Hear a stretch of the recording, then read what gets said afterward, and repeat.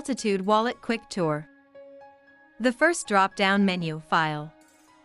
We have explored Backup Wallet.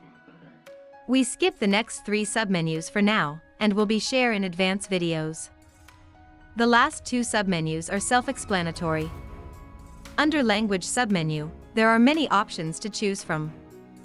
You will be able to select the one you most comfortable with.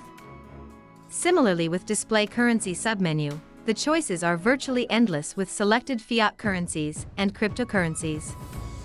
Moving on to the next drop-down menu, Encrypt. The first submenu, Change Passphrase.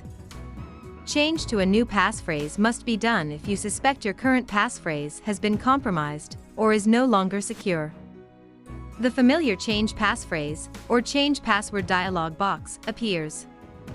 Enter current passphrase and then followed by a new, stronger passphrase twice. Then click Change Passphrase. The remaining 2 submenus are for locking or unlocking wallets, depending on the needs, such as staking or to secure it. Moving on to the third drop-down menu, Tools. Let's start with Information. Here it shows the general wallet, blockchain, and network data. Next, Debug Console. We keep this for advanced video. Next, Peers, showing machines with active wallet. Finally, Repair Wallet.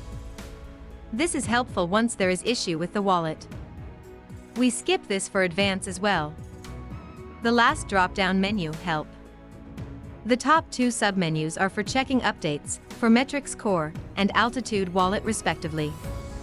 Updates are not frequent, but it is recommended to get them once released. The last 2 submenus, Display Information for Metrix Core and Altitude Wallet Core. Report an Issue submenu brings to GitHub. For new users, it is recommended to report any issue in Discord or to dedicated support center. Let's proceed to the next submenu, Discord, to cover issue reporting options.